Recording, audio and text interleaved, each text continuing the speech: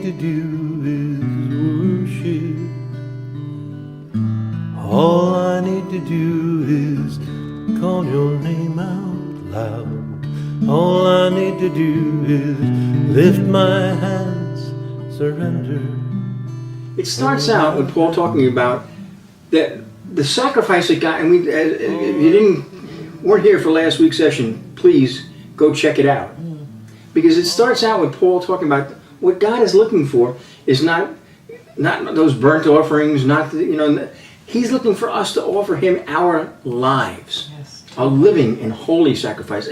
This is what's acceptable to God, that broken and contrite heart, that humble heart, that we come and we give Him ourselves. It's not our stuff that God is looking for, and most assuredly, it's not just our stuff that God needs. It is us that He wants, all right? And that is worship. Don't be conformed to this world, because you know what? The world doesn't do that, because the world is selfish above all.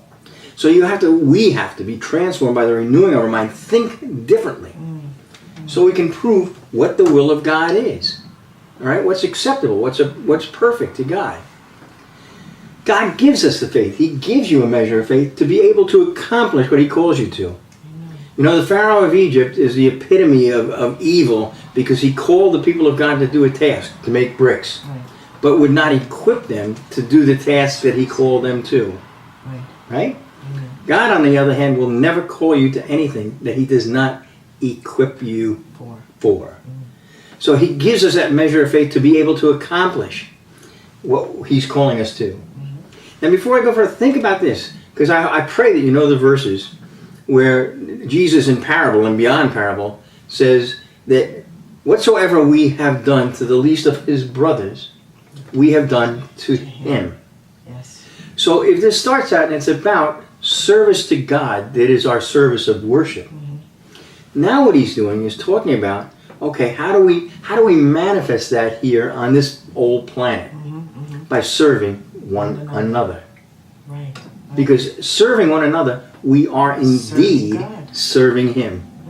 But it takes simple. It is very simple, but it takes an incredible degree of humility to be able to sacrifice. It's lovely. We can sit with spiritual boldness and say, I'm going to serve God.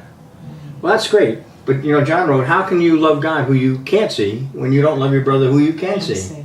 It boils down to us. We serve God by serving one another. It all goes back to love.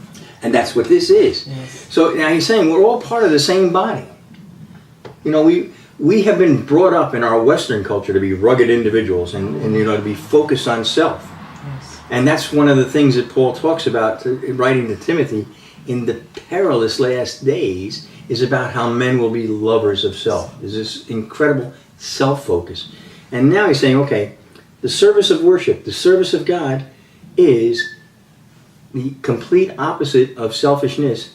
What you're concerned with is not you. What you're concerned with is the rest of the body. Amen.